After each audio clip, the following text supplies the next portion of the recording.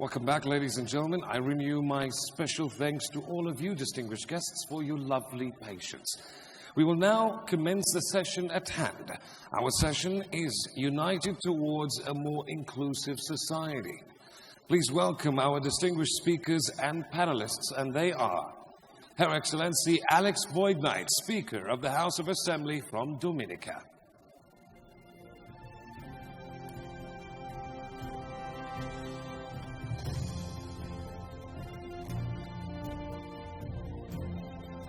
Also, ladies and gentlemen, Her Excellency Santibai Hanumanji, Speaker of the National Assembly from Mauritius.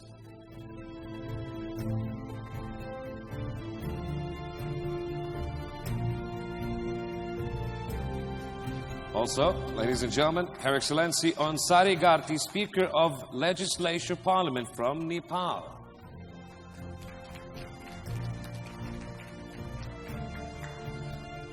From our distinguished panelists as well, Her Excellency Jean d'Arc Gakuba, Vice President of the Senate from Rwanda.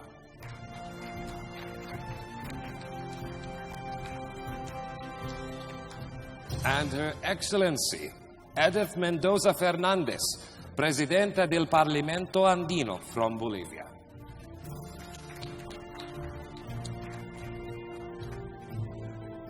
And Her Excellency Ana Diamandopoulos, President of the Todiktio, ex-European Commissioner from Greece.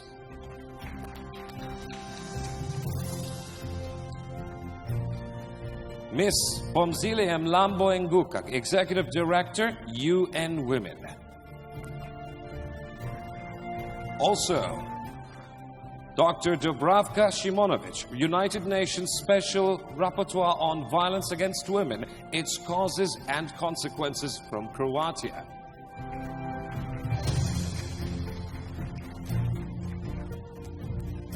And last but not least, ladies and gentlemen, your discussion leader for this panel is His Excellency Martin Chongo, Secretary General of the Inter-Parliamentary Union.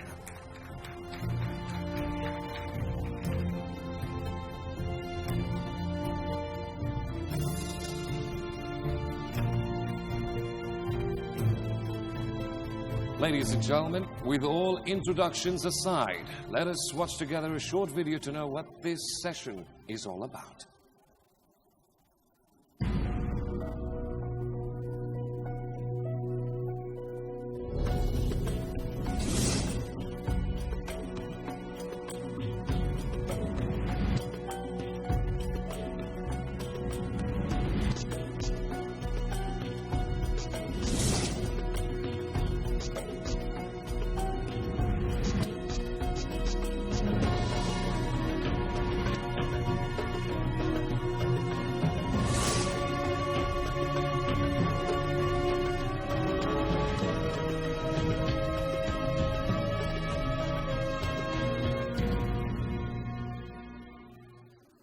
With that done, Your Excellency Martin Chongong, it is an honor to give you the stage. Thank you very much, Director of Ceremonies. Ladies and gentlemen, it gives me great pleasure to be able to moderate this panel session this afternoon on a very important subject, that of inclusion, which goes to the very heart of what parliaments are all about. Parliaments are the embodiment of inclusion, or should be the embodiment of inclusion. But I would like to preface my introductory remarks by one point. It is not every day that I participate in a panel or presided over a panel that is predominantly female. I am a gender champion, and I'm committed to gender parity, which means that I systematically refuse to participate in panels that are not gender balanced. But today I think we have a good excuse that we're dealing with a summit of women speakers, and so it can only be that the panel that is being held now is predominantly female.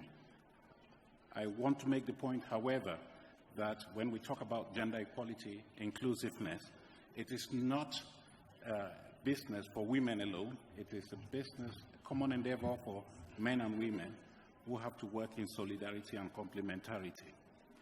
I'm pleased, therefore, to be able to introduce this panel discussions here. And one of the first points I want to make is that, like democracy, we do not have any country in this world that has achieved gender equality in every sphere of life at all levels. It is always work in progress. But the first message I want to pass on to you is that this should not be the case. Change is possible. Change is happening. If we look back at Beijing in 1995, we had women being represented in parliament to the tune of 11.3%. Today, that figure has doubled to about 23%. So this is a quantum leap, if you may have it. But it's not enough. It's not enough. We want, as I said, we want to be 50-50, right? We want to achieve gender parity 50-50, which means that we have to look at how we can be innovative, how we can promote change.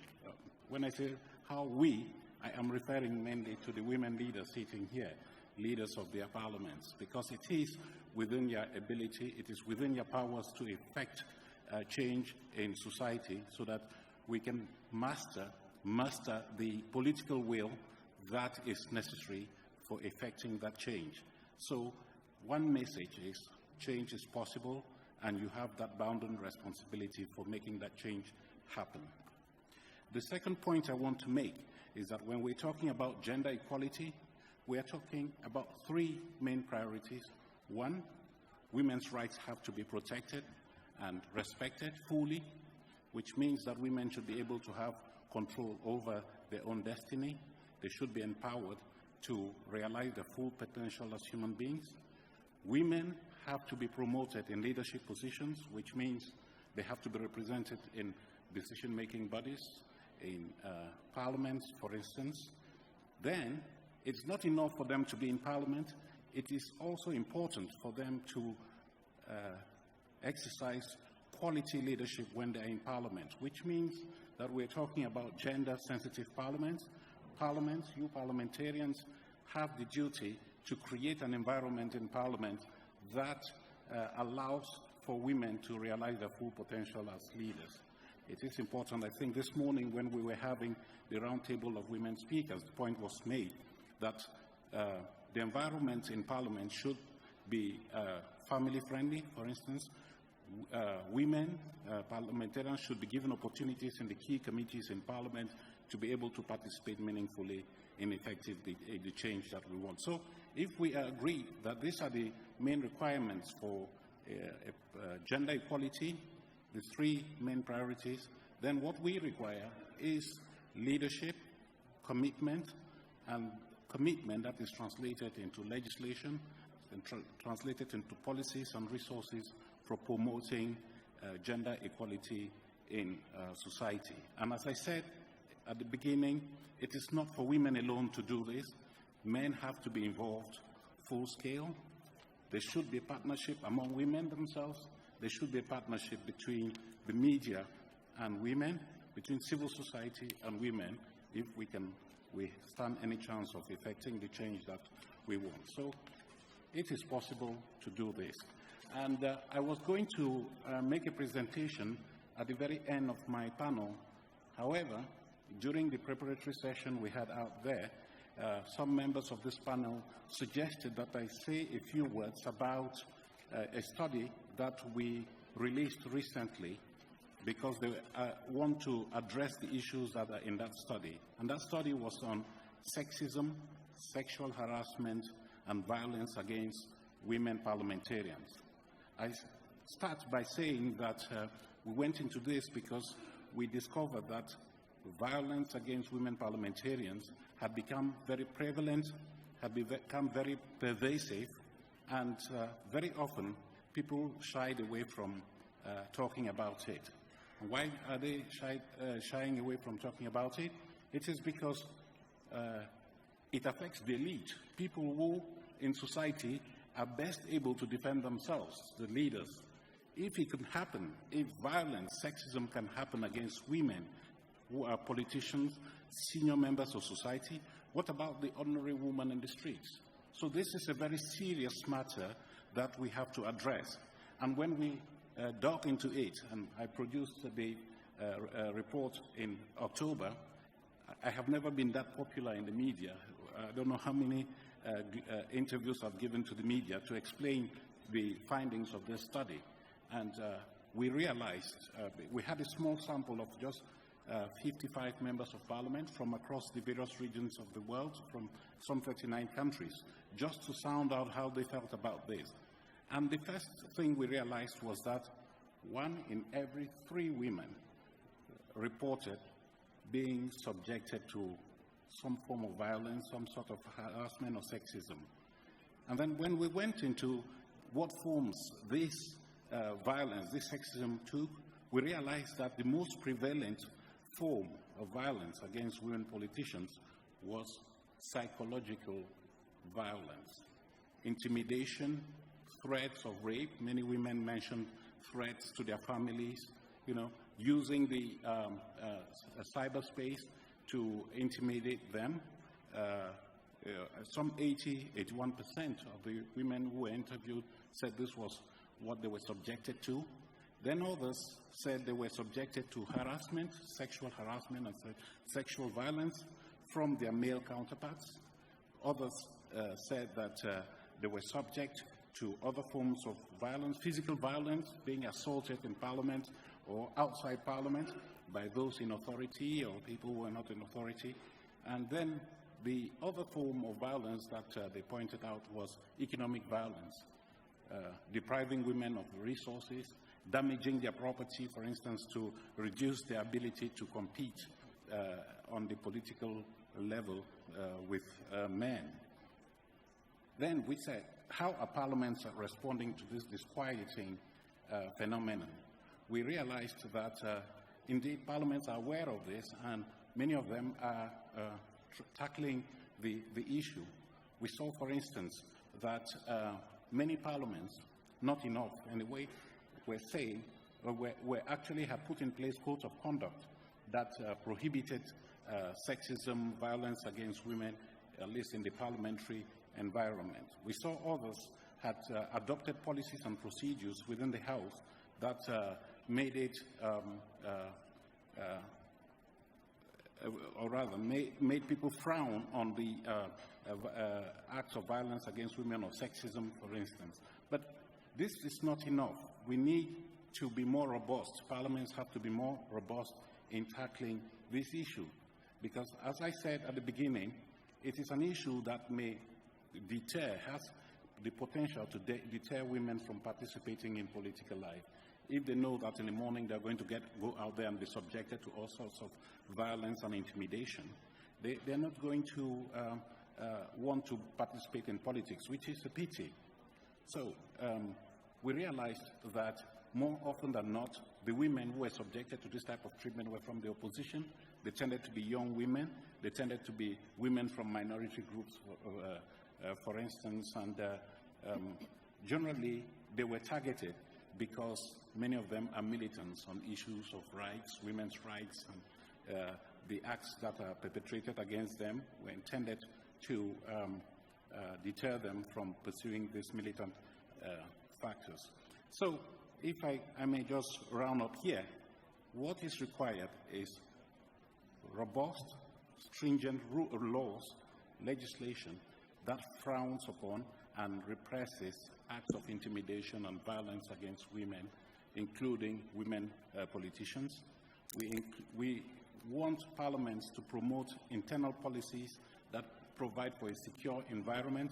And here I want to mention the good practice of the Canadian Parliament, where members of Parliament, when they are elected, undertake a pledge to frown on and not tolerate violence against women. We need solidarity among the men. We need to carry out an education campaign in the media, civil society, and the like to show the nefarious effects of violence against women. In all, we want to say the message that this study conveys is that there should be zero tolerance when it comes to violence against women, especially violence against those people who in society are responsible for leading society, for laying down the legislative framework by which societies are governed. So I thought that I should throw this a few elements and food for thought for this panel here, and I'm hopeful that you are going to be able to address some of the issues that I've mentioned here, it being understood that what we are looking for are innovative ideas and policies that would promote inclusion. Inclusion, which is a key element of a democratic parliament, a key element for development, sustainable development, whereby nobody is left behind, as the mantra goes. So with those comments, I would now like to give the floor to the distinguished speakers of parliament here present on this panel. And let me call first of all on Alex Boyd Knight, who is sitting at that end, the Honorable Speaker from Dominica, to set the ball rolling. I give you 3-4 minutes to respond to some of those issues that I have just raised here. Please. Thank you, Mr. Chair. First, I want to thank the organizers of this important summit, not only for having me here, but conceptualizing this idea and bringing it to such a high level of fruition. I'm sure that most of us gathered here would be familiar with the phrase which has been attributed to the late John F. Kennedy, "To whom much is given, much is expected." In parliamentary terms, this phrase might well be, "To whom much power is given, much change is expected." Under the topic United Towards a More Inclusive Society, the question is posed: how can parliaments, through legislation, government oversight, and working closely with international organizations, bring about gender balance and end violence against women? I beg to make a connection of these two premises in this way. While Parliament has the power to legislate, and while legislation is accepted as a valuable tool to bring about economic change, when it comes to social change, legislation alone is not enough, as it is almost impossible to legislate changes in attitude, traditional beliefs, and custom. And that is where legislation really needs help, and legislators are now asking for such help. In the 4 minutes allocated to me, or 3 minutes as he said, I'd like to focus now on how the power of Parliament to legislate and bring about change can impact on lessening, if not abating, the incidence of domestic violence. So yes, a country's parliament has the power to make laws within the confines of that country's constitution. And yes, more stringent laws are needed to curb the incidence of domestic violence worldwide. But along with these laws, there has to be an important component of education of both the women and the men to sensitize them to the implications of these laws and to really what they mean in the context of family life.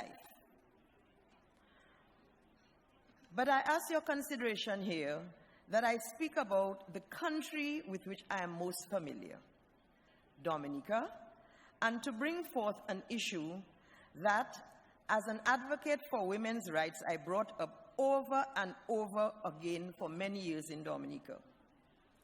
The Dominica Parliament passed domestic violence legislation in 2001. The definition of domestic violence in that act was broadened to include not only physical abuse, but other abuses such as verbal, emotional, and financial abuse.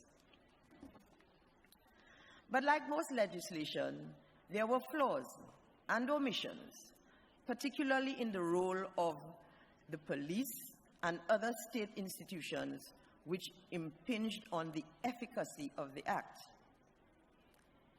For some women's advocates, including myself, the main problem was not the Domestic Violence Act per se. It was with the Sexual Offences Act, which, through its provisions, had continued to decriminalize rape in marriage. As Speaker, I'm not really a legislator, but as a women's rights advocate for over 45 years, I constantly reminded the government of, at every opportunity I got and every opportunity I created, that as long as the law permits a man to rape his wife with impunity, that is state-supported domestic violence. And as we know, the state should always lead by example. It was whittling away at the force of the domestic violence laws, I thought. I guess they got my message and bold accusations, or got fed up of me, I don't know which. I am very pleased, though, to report that an amendment to the Sexual Offences Act was passed in late October this year, assented to, and then gazetted on all the auspicious days in the year on the 25th of November, 2016. I can't tell you how joyful I felt, how satisfied I felt that at last the state was rejecting every aspect of domestic violence, violence against women. But I have one other task to perform. As soon as I have, and others like-minded like myself, have convinced the police to set up a task force exclusively for domestic violence matters, I intend to retire. The issue of domestic violence is as serious as it is wide and needs far much more attention than it gets from national parliaments. One of the things that I know is that once it is really accepted as not only a scourge on women, but a scourge on society, something that prevents people from going to work. If business places can tell you and testify that so many women miss working hours because of domestic violence, perhaps even then business places would take it on seriously.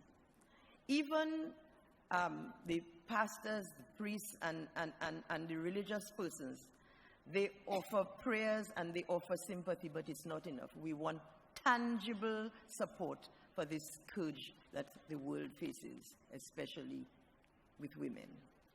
Thank you.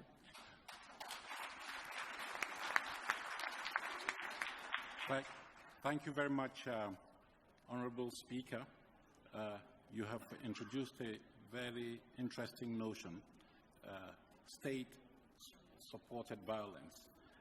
I think you're referring to the need for zero tolerance when it comes to violence against women, and you're placing the responsibility squarely on the shoulders of the state, including the other state institutions, not only the executive, but the police and judiciary. I would like for the other members to address this particular issue, including the economic implications of violence against women that came across in your presentation in a moment ago. Let me call on the next speaker, Speaker Hanumanji from Mauritius. What is your experience in Mauritius and around the SADC region? If you would like to use the lectern, please do that.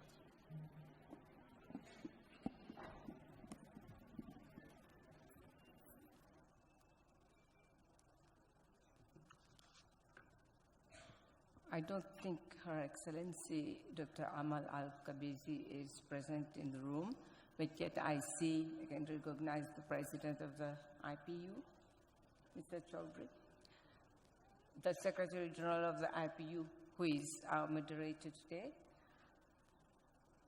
all honorable speakers of Parliament, distinguished guests. First of all, I wish to pay tribute to Her Excellency Dr. Al-Kabezi for the perfection with which she has organized this conference.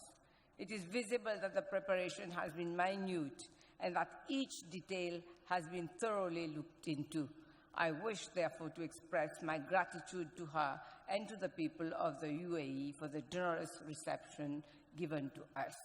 This also gives us an indication of what a woman can accomplish when she is given a key position. So a big bravo to Her Excellency, Dr. Kobesi. Distinguished delegates, the theme, United Towards a More Inclusive Society, could not be more fitting. This summit is all about uniting our forces to address challenges that impede on the prosperity of our nations. Gender-based violence, GBV, unfortunately, remains one of the most pervasive violations of human rights and one of the greatest threats to sustainable development. As Speakers of Parliament, we have the power to oversee legal, policy, and institutional frameworks to uphold women's rights. All women speakers need to send a strong signal that GBV will not be tolerated, will not be condoned. Violence against women can have tremendous economic costs. It has long-term effects on survivors. It can pass from generation to generation. It leads to feminization of poverty that results in social exclusion. A study in Mauritius has revealed that the economic cost of domestic violence goes up to $40,000 US per year. In spite of the fact that Mauritius has achieved a lot in terms of legislations to safeguard the fundamental rights of its citizens. Our Constitution guarantees equality of both men and women. It explicitly makes provision that there shall be no discrimination on the basis of color, race, religion, and sex. Moreover, we have enacted a number of gender-sensitive legislations to include, amongst others, the Equal Opportunities Act and provisions to address sexual harassment as well. Besides, a gender perspective is being mainstreamed in all sectoral policies and programs. We have enacted the Protection from Domestic Violence Act in 1997, aimed at protecting spouses and children from domestic violence. This led women to break the silence and access various services. The Act was subsequently amended to include harsher penalties, counseling, payment of alimony, and dealing with domestic violence cases as aggravated offenses. The problem of domestic violence is also being addressed at the highest level of government. The Prime Minister's office has set up a national coalition against domestic violence, regrouping stakeholders so that a multi-sectoral and holistic approach is adopted to address GBV. As Speaker of the Parliament, I have taken the initiative of creating a parliamentary gender caucus, taking on board men as partners and all political parties represented in Parliament. This gender caucus, amongst other things, will be a common platform for parliamentarians to address the thorny problem of domestic violence so as to come up with a systemic and comprehensive approach.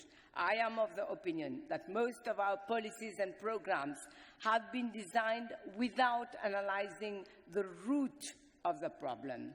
In order to reverse the structural barriers that perpetuate GBV, I would like now to share with you some practical tools which can be used to promote a culture of equality of sexes. We need informed policy decisions based on facts and figures. First, research on the root causes of GBV should be carried out. Second, budget allocations to address GBV should represent a significant share of the total budget.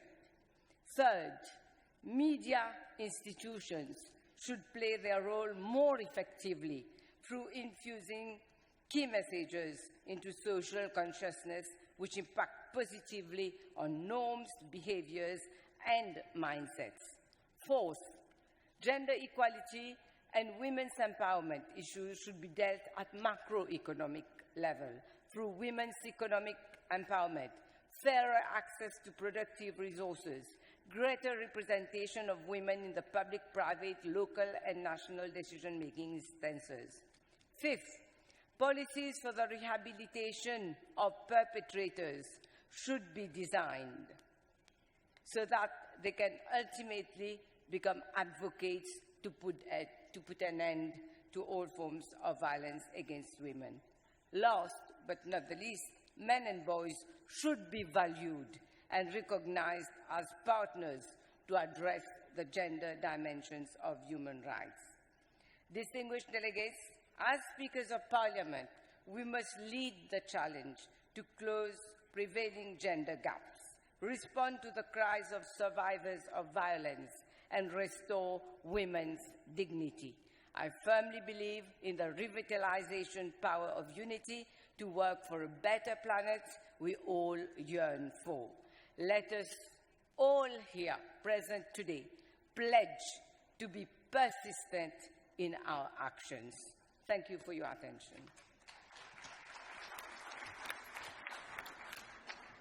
Thank you very much, Honourable Speaker. That's very inspiring. I think you have just shown what personal leadership from a woman speaker can do in perpetrating change for the better. And I'm very impressed by that. I guess the audience is also very impressed about that. And the other point that I think you've made is that repression of the scourge is important, but equally important to prevent the scourge by looking at the root causes and addressing these root causes of that. So you have therefore stressed the repressive but also the preventative approach to gender-based violence. I will go on to Asia, and I see the young speaker from Nepal, Honorable Gati. Would you like to tell us what is happening in your region? What are the challenges that you are facing as a young leader in that region when it comes to addressing the issue of inclusiveness in political processes? President of IPU, Right Honorable Speakers, fellow parliamentarians, ladies and gentlemen. Thank you very much for the opportunity to share my thoughts on this topic on united towards a more inclusive society. I think inclusion is an important issue that needs to be adopted wisely for building fair and equitable society. Our society, nation, and oral all are diverse in terms of gender, origin, languages, beliefs, level of development, and so on. Therefore, inclusion in each and every aspect of public affairs is essential. It's my pleasure to highlight some information towards inclusion in my country. The Constitution of Nepal has adopted proportional inclusive policies where representation of women and other social segments such as indigenous and backward communities in the state institutions are guaranteed. The preamble, directive principles, fundamental rights, and other provisions of the Constitution have clearly spelled out social inclusions. A number of legislations have already been made, amended, and being formulated following the constitutional provisions of inclusiveness and reservation. Women representation in the Legislature Parliament of Nepal at present is nearly 30%. Therefore, the issues of inclusion and cases of violence and discriminations against women are raised strongly in the Parliament. Furthermore, 33% women seats are guaranteed in the upcoming federal and provincial parliament, and 40% seats are ensured to women at the local level in the forthcoming elections.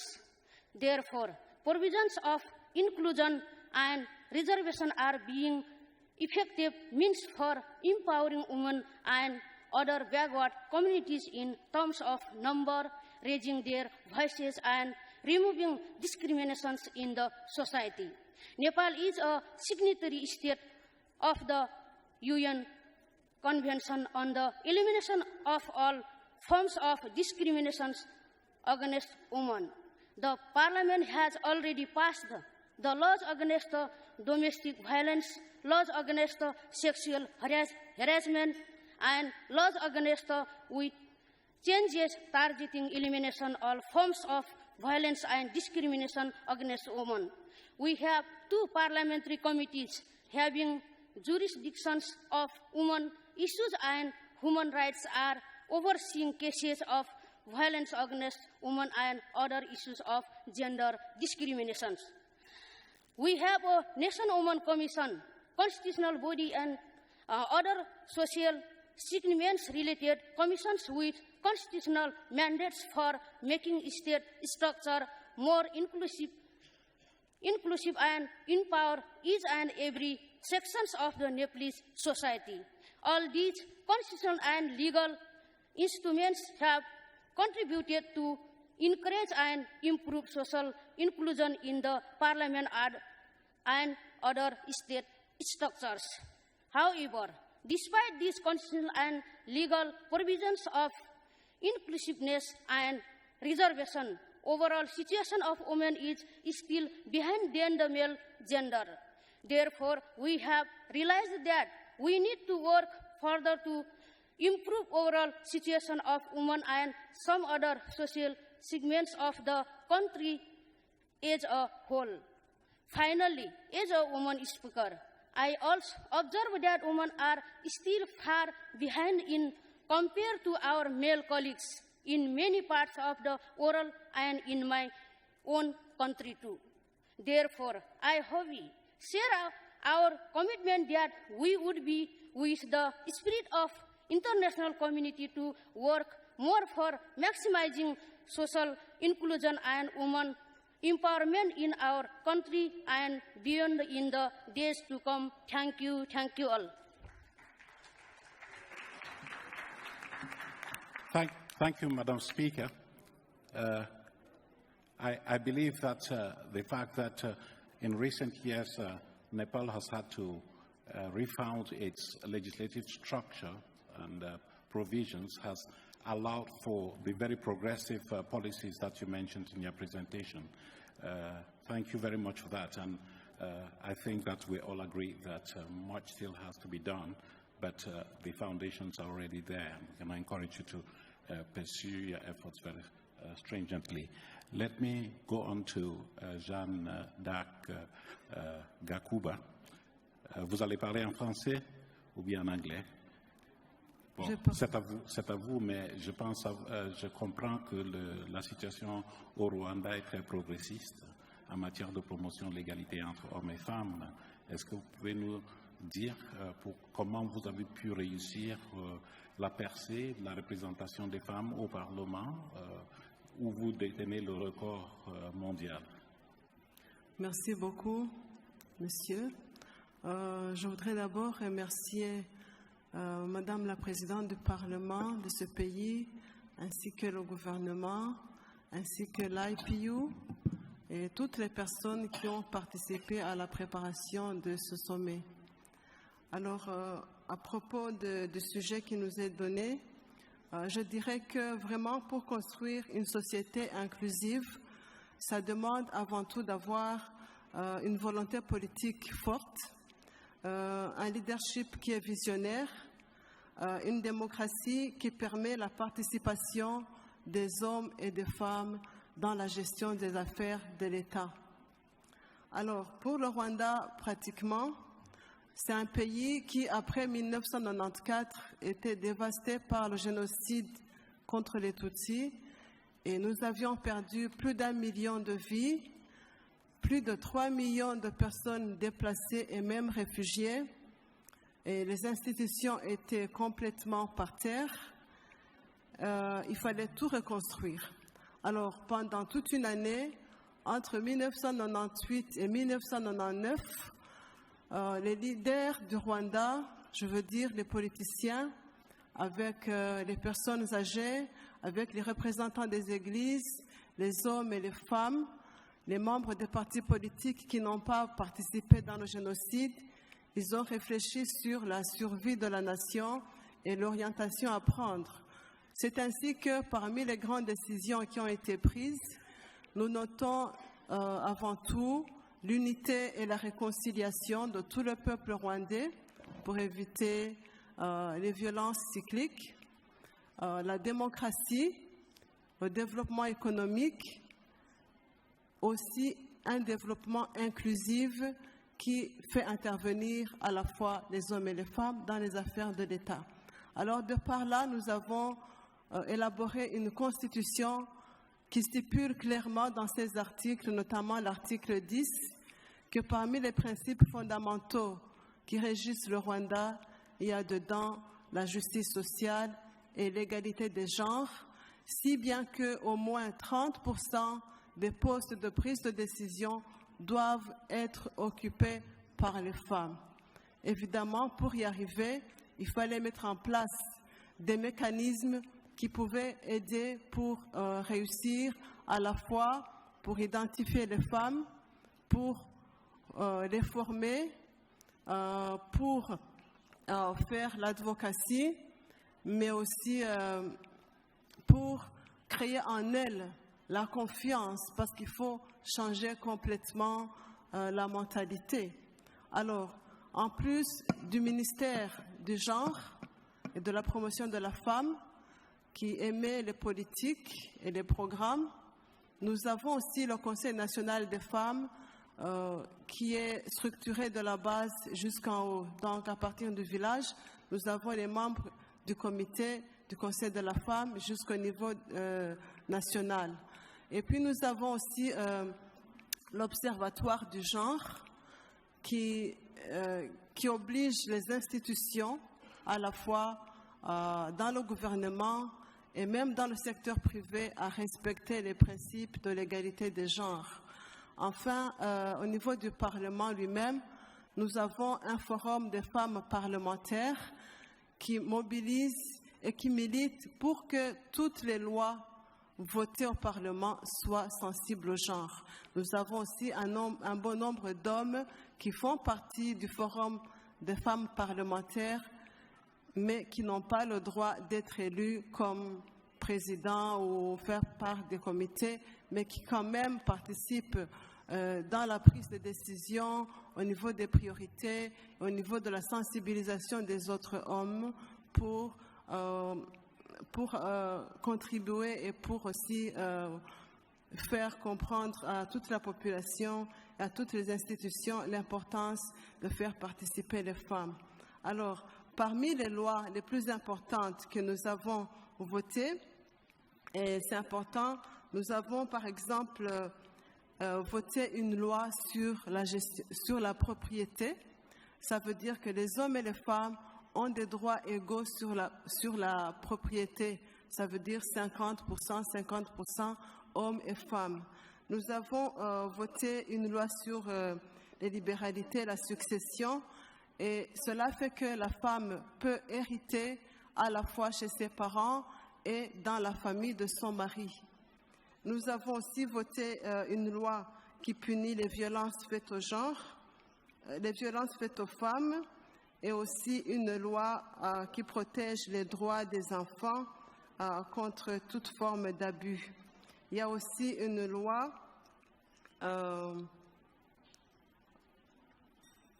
organique sur le budget, et ceci oblige les institutions publiques à préparer leur budget en fonction des aspects genre. Donc, dans le budget qui est voté par le Parlement, chaque institution doit absolument montrer qu'est-ce qu'il va faire dans le sens de promouvoir le genre, que ce soit dans les infrastructures, que ce soit dans les programmes sociaux, que ce soit dans la gouvernance. Je dirais que maintenant, à propos de la participation des femmes dans les instances de prise de décision, au niveau du Parlement, dans la Chambre basse, c'est là où nous avons le record. Maintenant, nous avons 64% des femmes dans la Chambre, dans l'Assemblée. Et au niveau du Sénat, nous sommes 38,8%. Au niveau du cabinet, les femmes sont 40%. Au niveau des gouverneurs des provinces, les femmes sont 50%. Au niveau des institutions judiciaires, les femmes sont 40%. Et au niveau des gouvernements locaux, les femmes sont 44%. Vous me demanderez, est-ce que vous n'avez pas de contraintes? Bien sûr que oui, nous avons des contraintes. Nous avons encore des barrières culturelles que nous devons lever. Nous avons encore un taux de pauvreté qui est élevé parce que la population est encore pauvre, plus ou moins à 38% de la population qui sont encore en dessous de la ligne du seuil de pauvreté. Et nous devons travailler beaucoup pour essayer de résoudre ce problème. Et nous avons encore un bon nombre d'hommes qui doivent être sensibilisés sur l'importance de l'égalité des genres. Et à propos, nous avons des associations des hommes qui commencent à militer pour l'égalité des genres. Et nous devons aussi fournir beaucoup d'efforts pour sensibiliser la population et pour leur informer à propos des politiques et des lois genre sensibles qui ont été votées. Qu'est-ce que nous avons gardé comme leçon à partir de ce que nous avons fait et qui peut peut-être aussi aider les autres? C'est que les politiques doivent être élaborées absolument. Il faut élaborer des politiques. À partir des politiques, vous élaborez les lois. Et à partir des lois maintenant, vous pouvez faire des programmes et les appliquer. Nous savons que le renforcement des capacités des femmes elles-mêmes, c'est très important parce que dans notre société, les femmes ont longtemps été à l'écart au niveau de l'éducation et nous renforçons beaucoup cet aspect. Et les filles, nos filles sont beaucoup intéressées par les sciences et la technologie pour ne plus seulement penser à être des secrétaires, des enseignantes de l'école primaire, etc. Mais on peut aussi être docteur, on peut aussi être ingénieur et d'autres formes de capacités qui sont nécessaires. Nous pensons aussi que la bonne collaboration entre hommes et femmes, c'est important. Les femmes toutes seules ne peuvent pas réussir sans la participation des hommes et cela fait que nous devons fournir beaucoup d'efforts dans ce sens, mais je pense qu'avec la volonté politique qu'il y a, l'engagement des femmes elles-mêmes, cela va nous aider à aller de l'avant. Je vous remercie.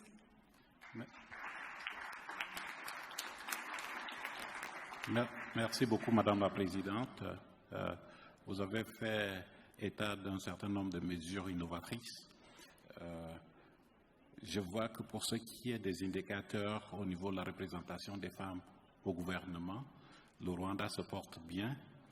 Sur le plan du Parlement, où la moyenne mondiale est de 23%, le Rwanda se porte bien. J'aimerais par la suite que vous nous disiez comment les femmes se portent au niveau des entreprises, le monde privé. Est-ce qu'il y a une égalité, une parité homme-femme dans la gestion des entreprises, par exemple? Mais en attendant, je vais poser une petite question. Let me ask the speaker from Mauritius one question for clarifications.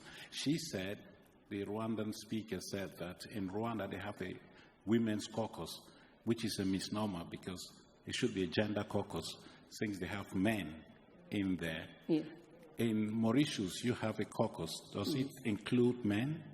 Yes, sure. What I have done, in fact, I haven't set up a women's caucus on purpose. I have thought it fitting to include men as partners.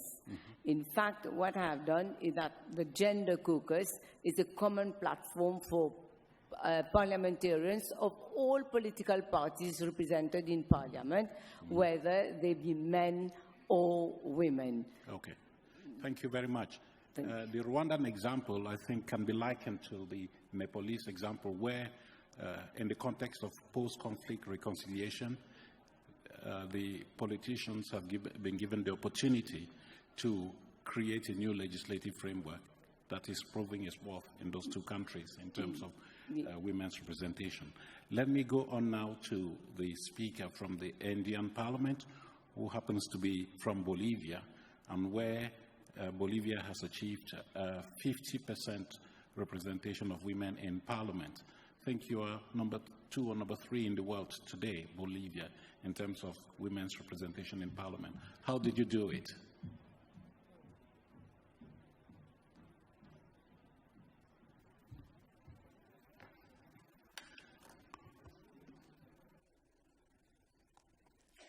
Muy buenas tardes, en principio a todas y todos los presentes. Un especial saludo a nuestro presidente del Parlamento Mundial de la UIP, al secretario general de la UIP, y pues agradecerles por la participación que mi persona está haciendo en esta cumbre tan importante, y a la misma vez agradecer por la invitación a la doctora Amal Al-Kubaisi, presidenta del Consejo Nacional, y por su cálida hospitalidad, que en estos 2 días hemos estado muy bien.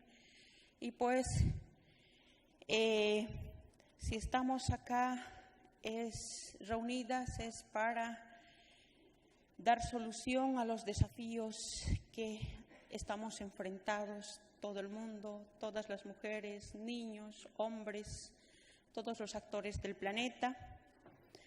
Al mismo tiempo, quiero decir, unidas para lograr esta sociedad más inclusiva, se trata la mesa o la sesión número 7, pues el Parlamento Andino es un organismo de integración que agrupa a 5 países: Ecuador, Colombia, Perú, Chile y Bolivia. Y hoy preside el Parlamento Andino una mujer joven, de orígenes campesinas, tengo raíces campesinas, tengo un idioma, una lengua nativa que es el quechua, y pues vengo de una organización sindical como son las 6 federaciones, y pues ahora nosotros como Parlamento Andino estamos trabajando en lo que es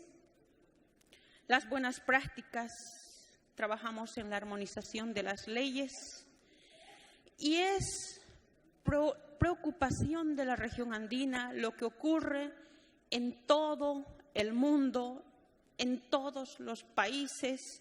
Lo que es la violencia contra la mujer es una vulneración a derechos humanos, y nada justifica la violencia, nada. Y por lo tanto, hace 1 año y 2 meses exactamente, el Parlamento Andino ha estado debatiendo, discutiendo el tema de género, y hemos visto que es oportuno crear una comisión adicional, y la hemos llamado Comisión Especial de la Mujer. Esta Comisión Especial de la Mujer, justamente hace 2 meses atrás, hemos estado en Montevideo, Uruguay, donde hemos aprobado un marco normativo para la erradicación de todas las formas de violencia hacia la mujer. Acá no hemos metido el tema del acoso político, que también el Estado Plurinacional de Bolivia tiene una ley contra toda forma de discriminación y acoso político. Pues ha sido iniciativa del Estado Plurinacional el poder presentar un proyecto que ya fue aprobado. Por lo tanto, las mujeres a lo largo de la historia, a través de diversos movimientos sociales, hemos emprendido muchas luchas para alcanzar la protección de nuestros derechos fundamentales, que es el derecho a la vida. Y debemos inculcar en nuestros estados la cultura de la vida, la cultura de la tolerancia. Pues hemos avanzado en esta materia. Son mayores los desafíos que existen para lograr una verdadera equidad de género, así como la erradicación definitiva de la violencia contra la mujer. Las mujeres somos símbolo de la lucha. Y si hemos llegado acá como presidentas, es para hacer algo. Y desde acá tenemos que erradicar toda forma de violencia contra la mujer, ya sea política, económica, física, sexual, psicológica. Nosotros en Bolivia tenemos una ley, que es la Ley 348, donde establecemos 18 formas de violencia y ya el feminicidio está tipificado como delito, cosa que antes de la promulgación de esta ley, pues solamente existían 4 formas de violencia y no era considerado el feminicidio como delito.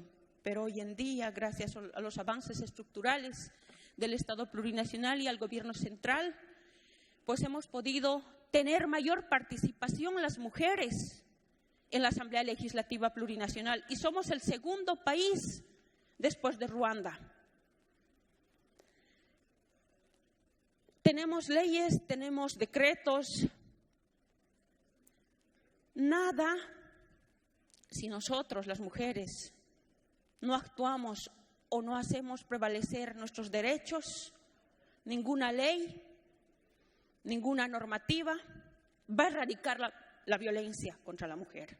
Pero estamos acá justamente para empezar a trabajar, para accionar nuestra declaración. Si estamos acá reunidas es con el objeto de erradicar cualquier forma de violencia, cualquier tipo de violencia. En Latinoamérica, en la región andina especialmente, no tenemos una cultura de denuncia a las mujeres. ¿Por qué? Porque tememos. Y vivimos 7 de cada 10 mujeres sufrimos agresión de una u otra forma. Y eso nos preocupa. Les voy a mostrar algunos índices donde cada día mueren en promedio al menos 12 latinoamericanas y caribeñas por el solo hecho de ser mujer, según la información de la CEPAL 2016. El 2014, un total de 2.089 mujeres en 25 países de la región fueron víctimas de feminicidio, según el Observatorio de Igualdad de Género de América Latina y el Caribe, según la información de la Organización de las Naciones Unidas. Las mujeres adultas representan prácticamente la mitad de las víctimas de trata de seres humanos detectada a nivel mundial. Más de 700 millones de mujeres en el mundo se casaron cuando aún eran niñas menores de 18 años. En Bolivia, el 22% de las mujeres se han casado antes de los 18 años, según la información de la UNICEF 2016. En Chile fueron víctimas de feminicidio el 2014 40 mujeres. En Colombia, 1.007 mujeres fueron asesinadas durante el año 2014. Y a la fecha, en Colombia, cada 2 días muere una mujer. Por mes tenemos 180 mujeres que pierden la vida. Y eso es preocupante, porque la sede del Parlamento andino está en Colombia. Nosotros sesionamos cada mes allá. Pues la violencia sexual contra la mujer en todo el mundo. 1 de cada 3 mujeres, el 35% en el mundo, ha sido víctima de violencia, principalmente propiciada por su compañero sentimental, según los datos de la OMC. Y el 30% de las mujeres en el mundo que han sostenido una relación de pareja refieren haber sufrido alguna forma de violencia. En un día normal en América Latina, 460 personas sufren las consecuencias de violencia sexual, siendo la mayoría de las mujeres. Según los casos registrados, el 2015 en Bolivia se produjeron 114 feminicidios, en Chile 30 feminicidios, en Colombia 2 de cada 2 días mueren una. En Ecuador se registraron 45 casos y en el Perú 10 feminicidios. Por lo tanto, el organismo internacional, que es el Parlamento Andino, quiere ser una referencia, un referente internacional de buenas prácticas para lograr la igualdad de género y poner fin a la violencia contra la mujer. Asimismo, se está trabajando en un observatorio que se ha planteado a través de esta comisión. Este observatorio es para cuantificar cuántos feminicidios ocurren en toda la región andina. Justamente la Comisión Especial de la Mujer está trabajando porque queremos afrontar los temas de violencia a la mujer y diseñamos estrategias para lograr la equidad de género. Las mujeres sufrimos las agresiones tanto físicas, psicológicas, económicas, día a día, y es preocupante para la región.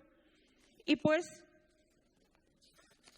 estamos también creando lo que es un curso virtual de género, emprendimiento, transformación desde la integración, con el objetivo de desarrollar capacidades de liderazgo en las mujeres de la región andina, promoviendo su capacitación ciudadana en los diferentes ámbitos de su interés desde una perspectiva de género.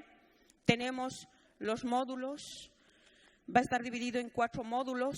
Esto está referido a todas las mujeres, tanto indígenas, campesinas, afrodescendientes y a todas en general.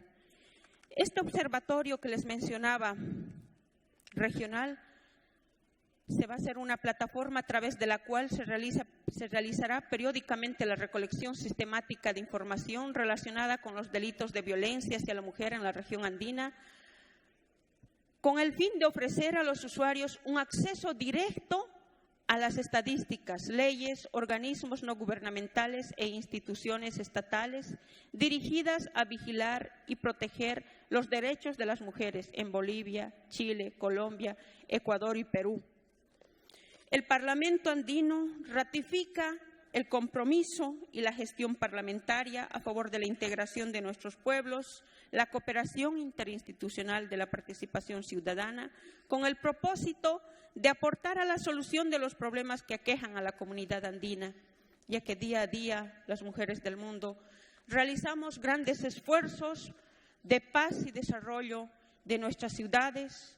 Todos los aquí presentes debemos compartir un gran sueño, un país sin violencia, sin discriminación, con igualdad de oportunidades y trabajar promoviendo lo que es la democracia paritaria, que es muy importante. Al igual trabajo, igual valor. Y las mujeres somos sinónimo de grandeza, de pureza, de dignidad, esfuerzo, sacrificio y valentía. Por tanto, debemos erradicar el machismo y trabajar en la despatriarcalización. Nosotras debemos cambiar para cambiar el mundo. Las normas y las leyes ya estamos trabajando muchos países en aquello, pero si nosotras no empezamos a cambiar, difícil va a ser cambiar el mundo. Muchísimas gracias.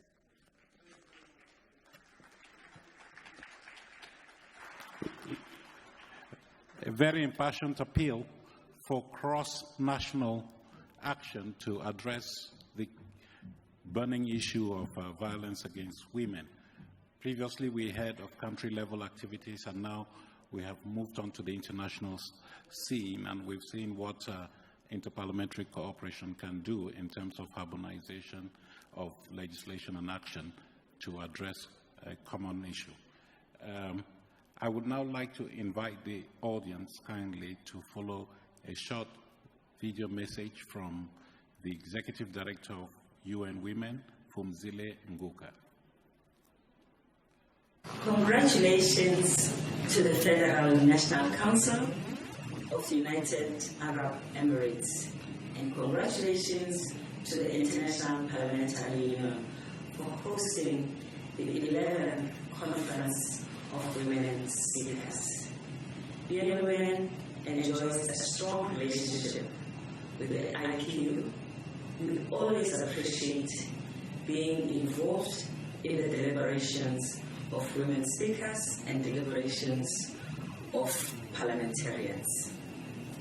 We congratulate you for the excellent work that parliamentarians under the leadership of speakers of parliament have done in the last 20 years, passing legislation that facilitates gender equality. After the adoption of the Sustainable Development Goals, we have agreed to eliminate all laws that discriminate against women and girls. There is still more than 100 countries with such laws. It is our aim that by 2020 we have significantly reduced the laws that discriminate against women and girls, so that by 2030 we will have no country in the world that still has laws that are oppressive or discriminatory against women and girls or against any citizen for that matter. It is in that regard that I ask you today to do all that you can to ensure that between now and 2020 we work as hard as we can to pass legislation that facilitates gender equality, but also to make sure that all of the legislation that discriminates against women, that oppresses women, no longer exists by 2020. We are hoping that laws that can stop child marriage, laws that can stop FGM, laws that will facilitate ownership of property by women can all be part of your business in the next couple of years. UN Women will be glad to collaborate with you everywhere in the world. Also, to make sure that you ratify conventions such as the Domestic Convention, C-189, that facilitates the protection of rights of domestic workers. In 2020, we hope to evaluate comprehensively the progress that we have made in the world in regard to gender equality, but in particular, the progress that we have made with regards to ensuring that the world does not have legislation that discriminates against women, or at the very least, that we have reduced it significantly. We thank you for your cooperation and for your continued concern and focus in the promotion of gender equality. Thank you, and I wish you the best deliberations.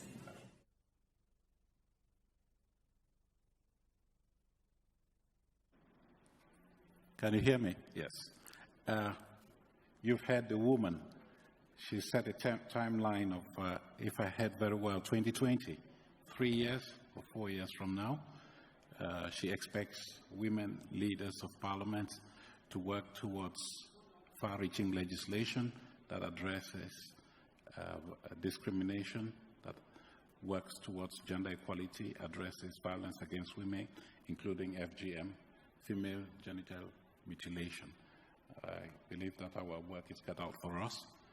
I will now move on to our remaining panelists, and I will start with Anna Diamantopoulos. You have heard what is happening at the national level. I understand you've been European Commissioner, and I know you would like to address specifically the issue of violence against women.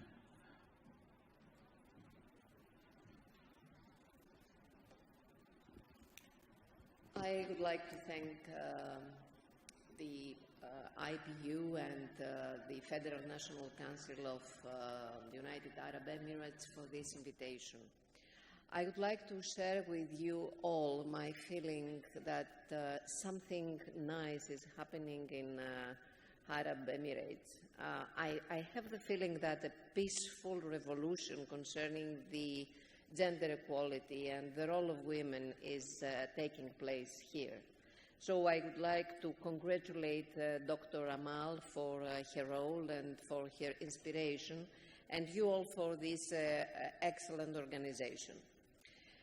Ladies and gentlemen, this is a very interesting conference. And what is the issue? How women in parliaments can cooperate in order to achieve concrete goals together. And I think it is very important to understand what is going on in each country and in its culture. But it is very important to see if there are ways to work together and to have concrete results. I'm going to speak through my experience as a European Commissioner, and in my file, in my portfolio, there was the gender equality, because we have in Europe, we have the experience of working together on concrete issues and have finally concrete and common legislation, because legislation is very important, is the basis of many kinds of policies, of many kinds of measures, and legislation, of course, is in the hands of parliamentarians. So, women and men, of course, but to my point of view, women, first of all, have to clarify their priorities and then work together. I had the experience of working with 5 different member states and having, in the end of the day, common legislation at the European level on working directives on the labour field, in gender equality issues, even in sexual harassment. So after 2 years of consultation with any kind of organization, with unions, with organization of industries, with employers, of course, with religious organizations, with women organizations, and with parliaments, with huge problems even in identifying the definition of what sexual harassment is, in the end of the day, we had a common legislation. Something which was very important, because legislation means budget, means punishments, means measures, means changes in the educational field, changes in the police function, etc. What could I have? Yes. What I try to do is, in a few lines, here to include in a few lines the main fields of policies. And these are policies concerning inclusive society, particularly in the role of women and the gender equality issue. What it is about? It is the history of Europe, also in the USA. I could say not only the history, the hope and the perspectives from the West, but not only. It could be the same in the East. So there are 5 domains. The first one is to fight for political rights. Okay, in many fields in many areas of the world, it is something very common very old achievement, but it is not always the same. There are many places in the world that women do not have political rights. So we have to work together for these countries as well. Second, legislation that guarantees gender equality in social rights. This kind of legislation is extremely important, and it has to do with the labor market. I would like to give you only one example. It is many years now that we have a European directive and we have legislation in all member states for equal payment for equal right. What is the result? The result that is even today, there are more than 40% of women who have less payment for men for equal work. So legislation is the first step, then it is implementation, and we can have concrete results after many, many years. Third, so first is political rights, second is social rights, third it is policies that develop social and political structures in order to support women. And when we're talking about policies, it is in the educational field, it is infrastructure for supporting family life, it is in hospital, it is policies concerning the third age and how we support elderly people, otherwise it is only an issue of women. So policies is something very important, and we have to work together and to share our experience. Four, it is politics of positive discrimination. There is a need of positive discrimination after centuries of so big inequality between men and women. So quotas is a kind of positive discrimination, and we have implemented it in many areas in Europe. I understand that this is the case now in the Emirates, but it is quotas in politics, quotas in administration, quotas in research projects, even quotas in some European countries, particularly in the Scandinavian countries. There are quotas even in the boards of the big companies. After these four areas of policies, then there is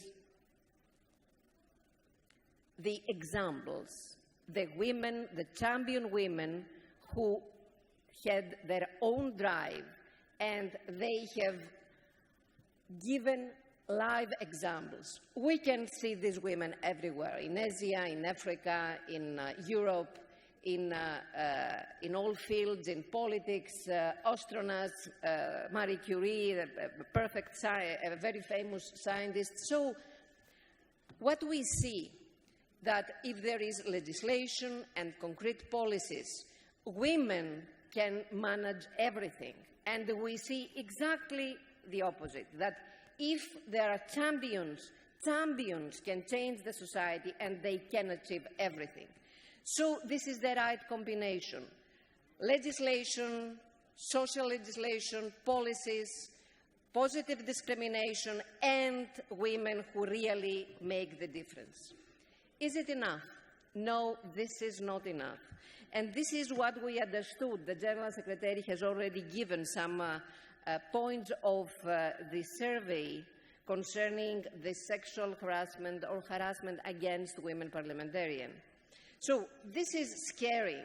When women in parliaments are victims of sexual harassment, then what about the other women? What is the scale of the problem? Here, it is a survey in 2014. A few minutes ago, I presented what we have done in Europe and how proud we are for that. But look, please, look what the situation is in 2014 concerning any kind of harassment against women. And then there is a new survey which took place a few months ago. I would like, you can just see the question, and it is a very interesting one. You can find it, of course, in the internet. But what I would like to stress and to underline there is that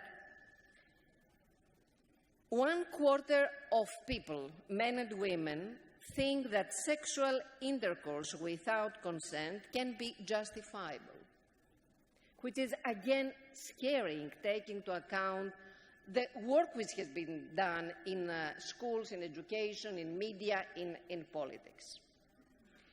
The aim is to put momentum behind a collective push for real change on the ground. We need a package of legislative initiatives, policies, and campaigns everywhere. And here is the role of cooperation between the member states, between the national parliaments and the international organizations. This is why I believe very much that IPU can play a very important role here. And I take the opportunity to say what an honor is that the General Secretary is here in this panel, because he is well known about what he has done for gender equality. So this cooperation between national parliaments, the international organizations of teachers, of women, of academia, of business, they have to work together for legislation and for policies. Particular efforts should be made on giving women the confidence to disclose and report violence. And here is my last word. My experience is that when we worked on the directive of sexual harassment, there were so many so many disputes, conflicts, but there was no such a coverage in the newspapers and in the media. But when we gave, I made the presentation of the directive, I had a personal confession after a question that I have the experience of a personal abuse when I started my career as an engineer. And this was the reason that there was a huge publicity. So women have to speak, and women who have a role must be more clear, and they have to make this slogan a must. Women break the silence. Thank you. Thank you very much, Anna.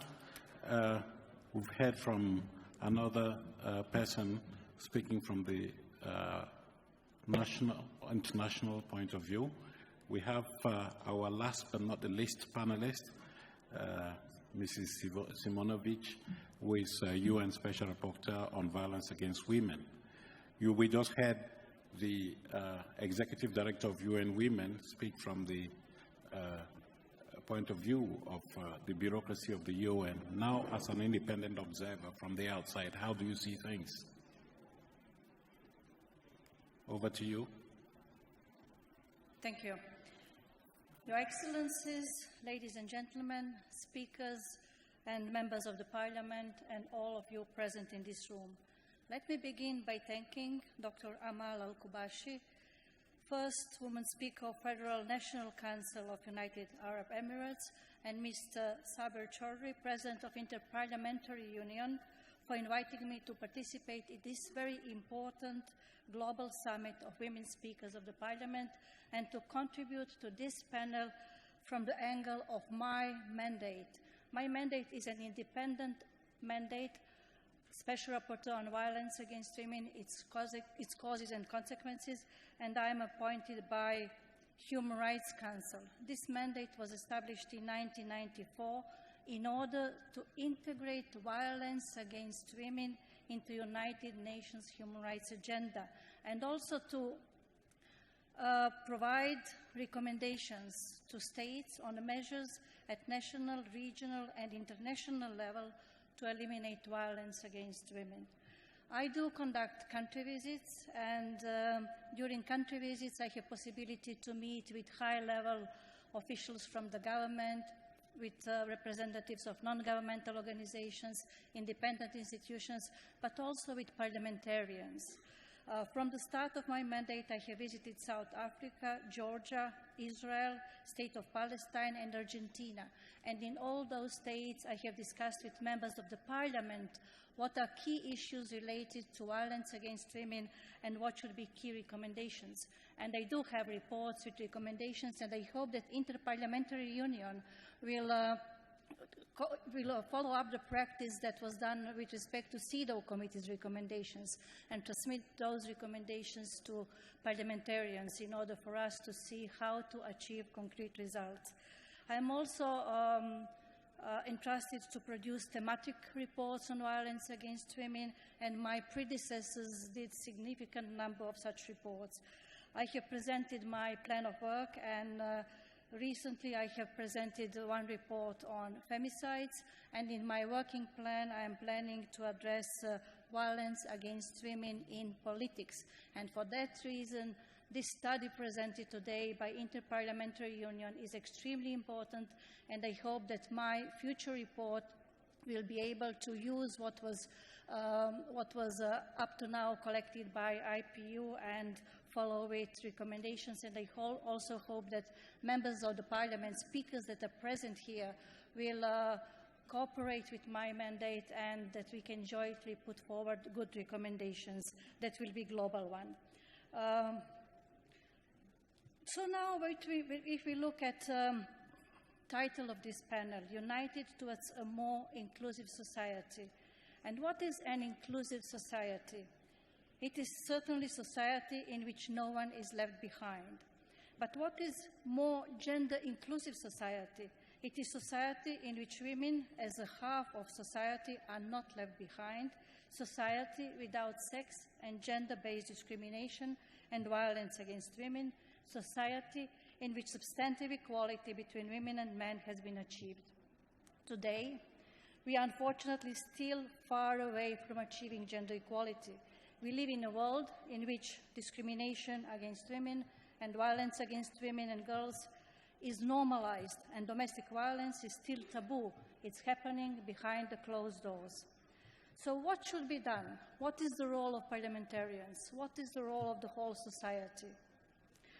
On International Day on Elimination of Violence Against Women, I have initiated a joint call of all global and regional mechanisms that are dealing with violence against women. So I have approached CEDAW Committee, also Inter-American Special Rapporteur on Rights of Women in Africa, United Nations Group on Discriminatory Laws, Committee of Experts that are dealing with follow-up of Belém do Pará Convention, and Council of Europe Convention experts Gravio that are dealing with implementation of Istanbul Convention. And we have issued a joint call for intensification of international, regional, and national efforts for prevention of femicides and gender-based violence against women. In that joint call, we have stated that there is a lack of implementation of global and regional instruments on women's rights and violence against women, and that there are significant gaps and shortcomings in national legislation and prevention systems. There is also a lack of reliable data on violence against women and femicides. So we have called all states to apply a holistic approach and integrated policies to focus on prevention of such violence, protection of survivors of violence, and prosecution of perpetrators. If we look at the international framework, we can see evolution of this framework, starting from CEDAW Convention and currently with SDGs and specifically goal number 5 and target 2 that is stating that target is elimination of violence against women in public and private sphere. So now we really need to turn those commitments into realities. And we're also clear about state responsibility in this respect. States are responsible for all acts of violence committed by officials working for the states, but more than that, states are responsible to act with due diligence to prevent, investigate, and punish violence committed by private persons. And by this acknowledgement of due diligence responsibility, we are able to focus on private persons and domestic violence and responsibility of states to act. Members of the Parliament have a huge role to play because they are upholding those international commitments. They are upholding commitments contained in CEDAW Convention, but also in the Beijing Platform for Action, in UN Security Council Resolution 1325, and Sustainable Development Agenda. But what is new now, and what I am trying to advocate, that those instruments should be used jointly, not separately. They are not separate avenues. When we are dealing with violence against women and gender equality, then they should be used jointly. We need to use synergies, and we really need to focus on results. And members of Parliament should play a key role. From now on, I think that we have to turn to men full participation into this fight against violence against women. With respect to data, I would just like to mention when I was speaking to one mayor in one country that I have visited, I was asking about data on violence against women. And he told me, we don't have problems of violence against women. This is not common in this region, so it is not happening here. It is the same like in European Union. And if we look at European Union, we will see data from 2014 that are clearly stating that 1 in 3 women in Europe has experienced physical or sexual violence. 1 in 3 has experienced psychological abusive behavior by an intimate partner. 1 in 2, what means 55%, have experienced sexual harassment. 1 in 20 has been raped. So data are extremely important, and today we have heard also good examples related to data on gender-related killings of women or femicides. As a special rapporteur on violence against women last year on International Day on Elimination of Violence Against Women, I have called all states to collect such data, because now we have a situation that in majority of states data on homicides are available, but data on femicides are not available. They are not published. They are not available in terms of data that were presented today by our panelists. I have also recently visited Argentina, and Argentina is now collecting data on femicides. And from that data, we can see what is happening in terms of numbers. But my suggestion is that we could go further. We need to establish national expert groups that will look at each case of such a killing of women in order to see what was not done properly, what was missed by competent authorities, what was problem. Was it a gap with respect to actions of police or prosecution or availability of shelters? What was not working properly in order to look into prevention of such cases in the future? And here I think that we have opportunity to really have a mechanism that will build on what we are advocating now, collection of data, but also analysis of data and use of data as a tool for prevention. You can see further ideas on that in my report presented to General Assembly. And finally, this recent study just presented by IPU is showing very vividly that sexism, harassment, and violence against women is happening also with respect to women parliamentarians. It is real, it is widespread, and it exists in different degrees in every country. This study shows a high level of prevalence of psychological violence. Usually psychological violence is not a criminal offense, what means that members of the parliament are covered by immunity. So we have to think how to uncover this immunity, how to go into the direction of preventing such violence that is such a widespread and affecting more than 80% of women. So I hope that I will be able to focus on those issues in my report that I have planning. And I would like to emphasize that currently there is IPU procedure for complaints in such situations. There is also a possibility to complain under my mandate because individual complaints are received and then I am able to question governments with respect to specific cases. In conclusion, I would like to mention that we really need to accelerate our efforts in achieving gender equality and elimination of violence against women. The trend of increased political participation of women is an important one, but 23% is not yet a mega trend, and women are not yet shaping our future. Let us change this. As Secretary General of IPU said, change is possible. Let us turn gender equality into a mega trend by which women and men will equally shape our future. Thank you.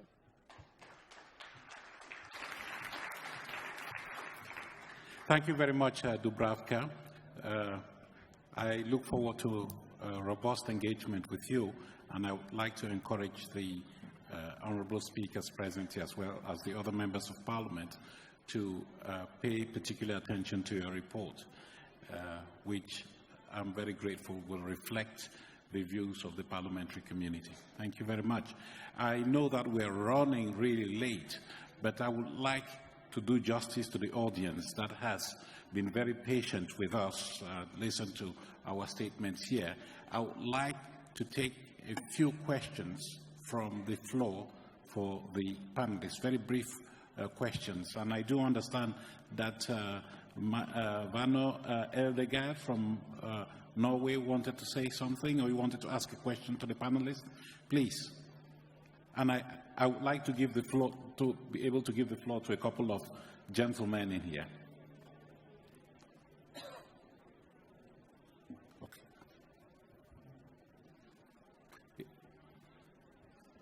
Thank you very much. My name is Gunvor Eldegard. I'm a member of the Norwegian Parliament and a member of the IPU, and I chair the Gender Partnership Group in the IPU. The IPU report on sexism, harassment and violence against women parliamentarians shows that it's a real problem for women MPs all over the world, hindering women's progress towards equality and undermining the foundations of democracy.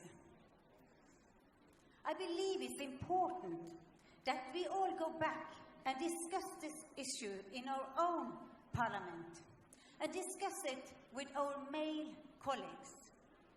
Men are an essential component of the solution. They need to be actively involved in the debate and commit themselves fully to the elimination of sexism and discrimination in politics. They need to take a stand and assume their responsibility alongside women. How gender sensitive are our parliaments? We all need to ask us these questions. The IPU has done extensive work to develop a self-assessment toolkit for evaluating the gender sensitivity in parliaments. I will encourage you to make use of this tool in your parliaments. Dear all women speakers, I would like to ask you to use your position as a woman speaker to, one, get more women into politics, and second, to put an end on violence against women. Thank you. Thank you very much, Mrs. Edelgard, for that impassioned plea. I think it's not fallen on deaf ears. I see a lady there, just straight ahead of me here. Please, very briefly, 1 second. 1 second? Yes. 1 second? Yes. It has finished. Okay, 30 seconds. Thank you very much. Thank you very much. Okay. My comment is very concise about equality of men and women. My question is, who is really responsible of this inequality? As far as men are concerned, they are responsible. But I believe that women themselves are responsible too, because they accepted this. Rights should be taken. They should not be given.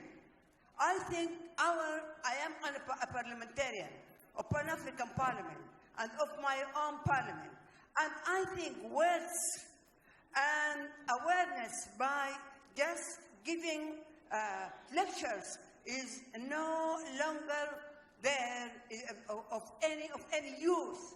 I think we should go, we parliamentarians should go down to the masses in their own homes, in their own places, and try to aware them of their rights.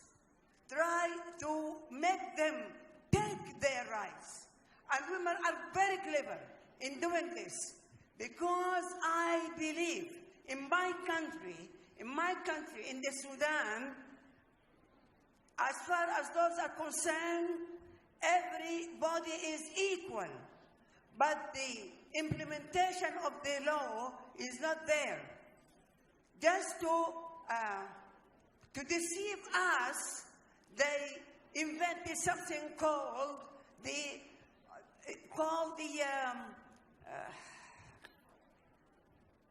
quota. Quota is a bad education, bad political education for women. Let her strive for her seat. Let her struggle for her seat. And let her sit there as much as the man is there is sitting. And don't just let her give her this quota. Thank you very much. It's just like a flock of sheep or goats, giving them this right.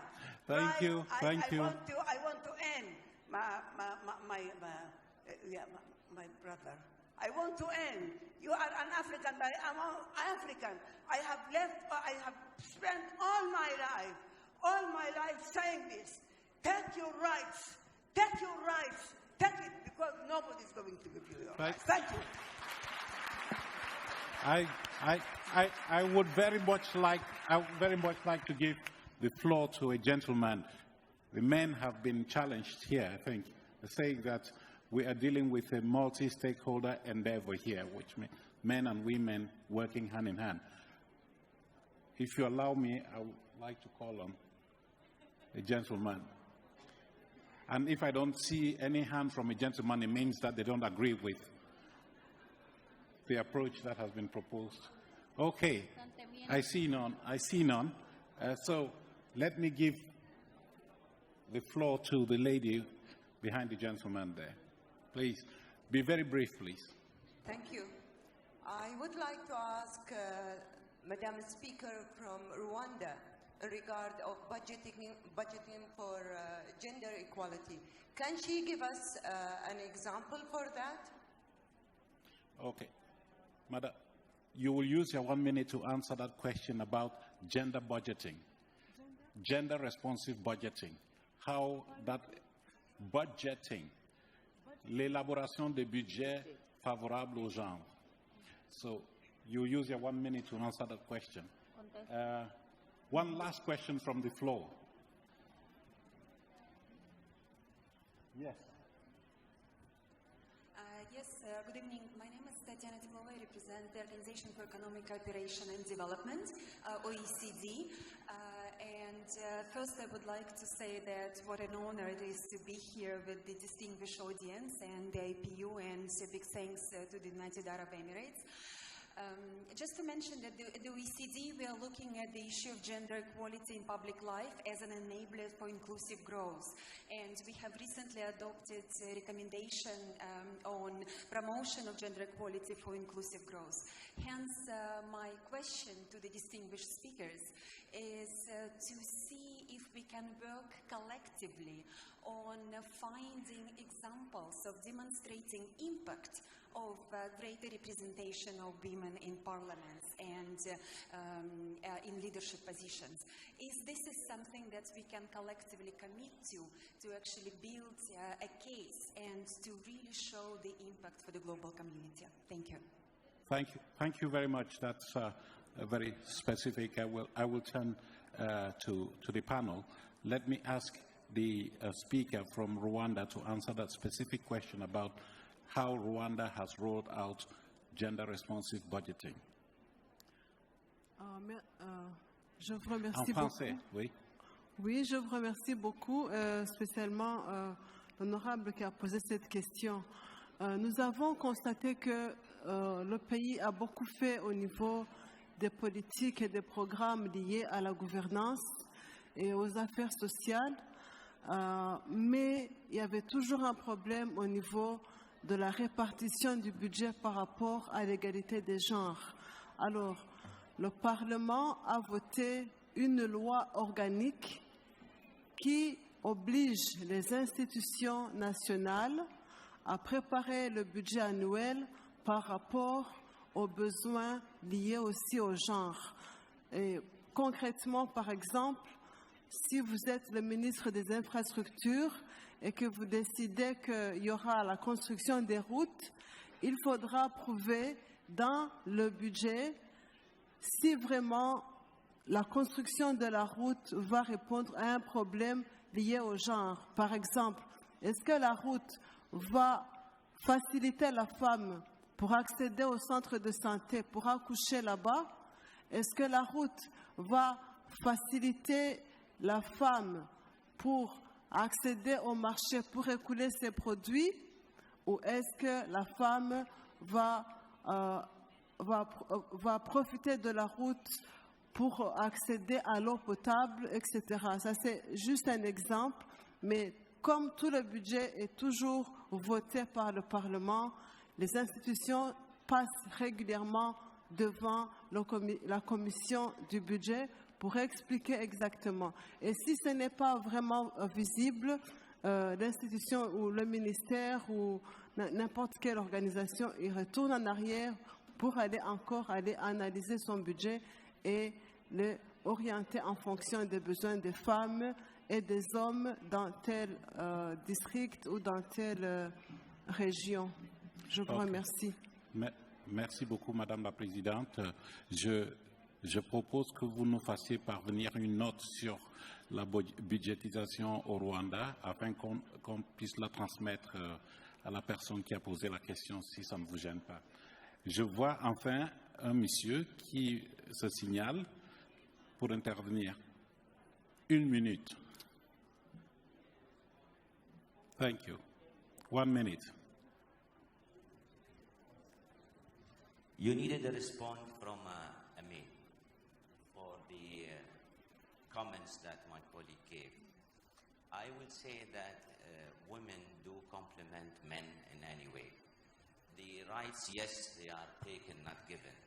But also we should ask as men from women to look at all aspects of society. It is not only their rights, it is the whole society. And I think this summit gives an example of not limiting women into one issue, which is their rights or their families or their kids. No, it is the whole society that they live in, regardless of whatever aspect we look into it. It is the whole world. So basically, the asking from the ladies and the women over here is to participate in all aspects, not only their rights. No. This summit tells you how to do it, my dear sister.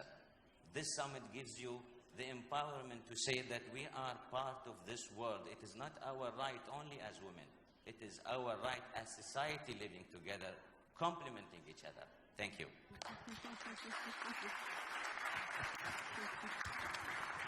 Thank you. Thank you very much for bringing us back to reality, that it's a societal issue. As I said at the beginning, it's not just women's issue, it's a societal issue. Before I wrap up, I want to give the floor to each of the panelists here for 30 seconds. And I want to be very specific. If you were to make a recommendation to the rest of the audience as a take-home recommendation when it comes to promoting more inclusive societies as parliamentarians, what would be that recommendation? I start with Alex. 30 seconds. Just one recommendation. My recommendation would be that women who are already empowered should try to educate women who appear not to be empowered. So when they make the right decision when they cast their vote. World examples tell us that women are not always astute when they cast their vote, and so by that alone they prevent the very women who need to be in parliament from being there. Yeah, thank you. Women parliamentarians have to be educators of the rest of society. More Yes. issues? Yes. Yes. I would only say that we have to take back home the fact that we are no longer talking in terms of women's rights. We are talking in terms of gender equality, which means that we have to take men as partners and engage them as advocates for gender equality. Great. Advocacy role, multi-stakeholder partnership, gender equality. Madam Speaker from Nepal, you asked not to speak, so we'll give your 30 seconds to Edith from the Andean and Bolivian parliaments. Edith, tienes la palabra. Edith, tú tienes la palabra para una minuto. Ya, muchas gracias.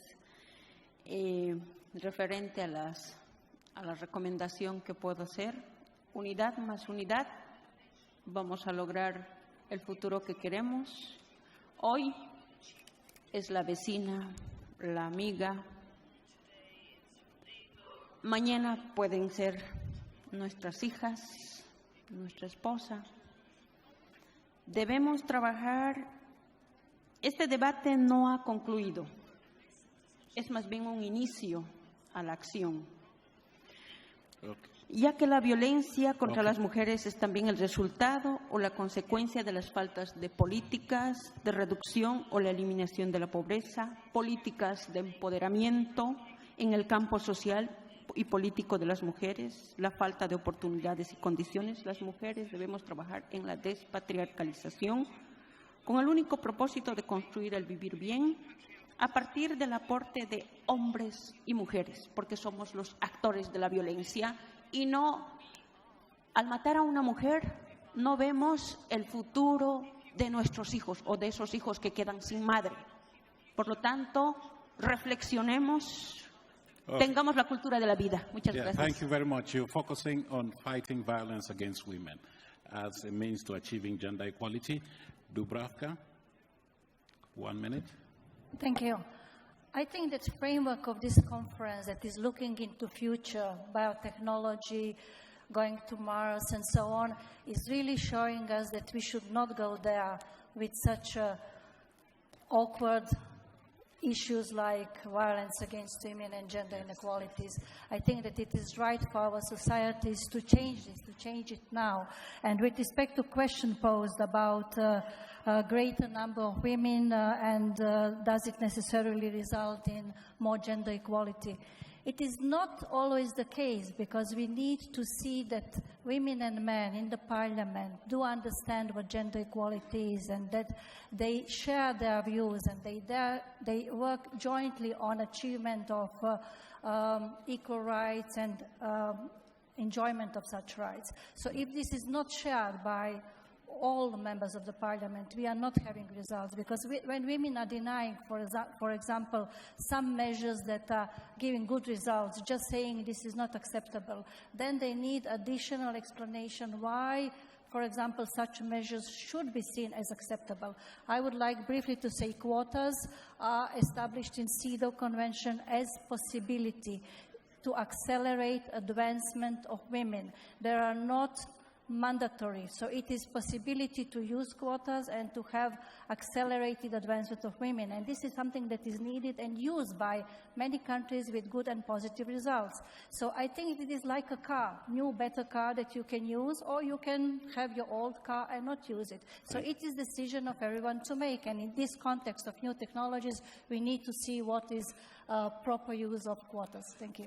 Thank you very much for bringing in that issue of technology that we have not addressed enough here in this panel.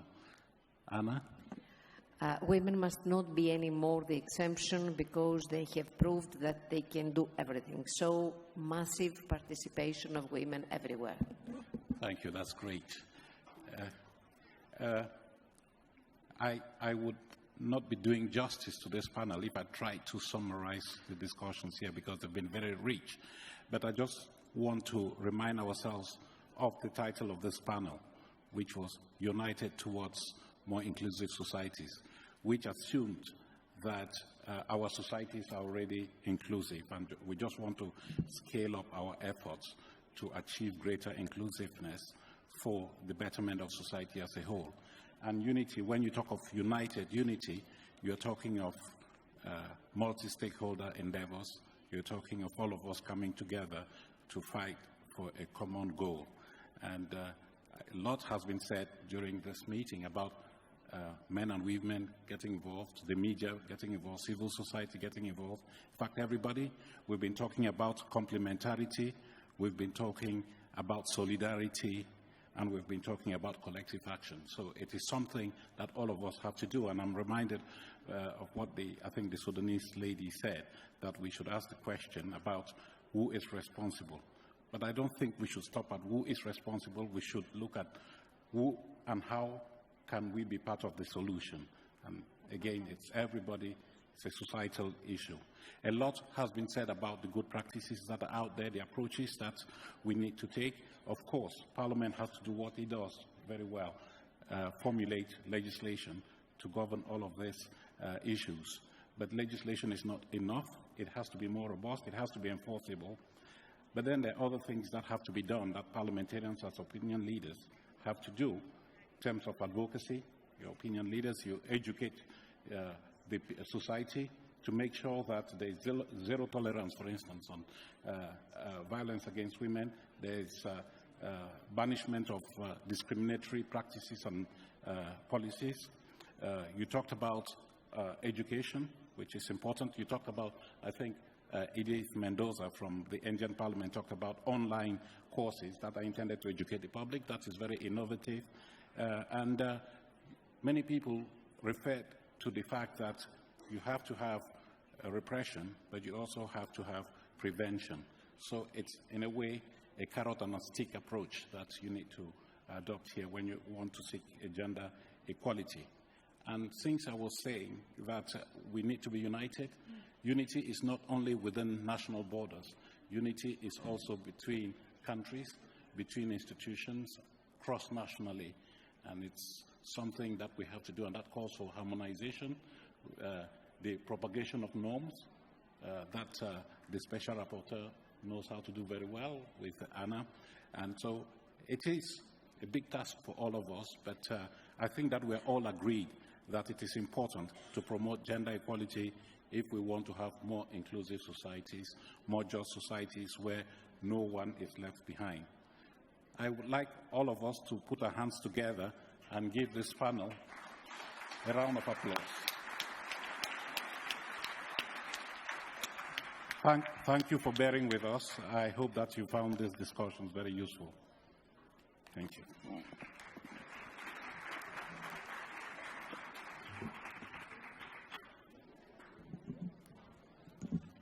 حضورنا الكريم السيدات والسادة، جلستنا التالية تبدأ بعد قليل. نرجو منكم البقاء على مقاعدكم ولكم جزيل الشكر. Distinguished guests, ladies and gentlemen, our next session commences shortly. Please hold on to your seats and we will begin in that time. Thank you.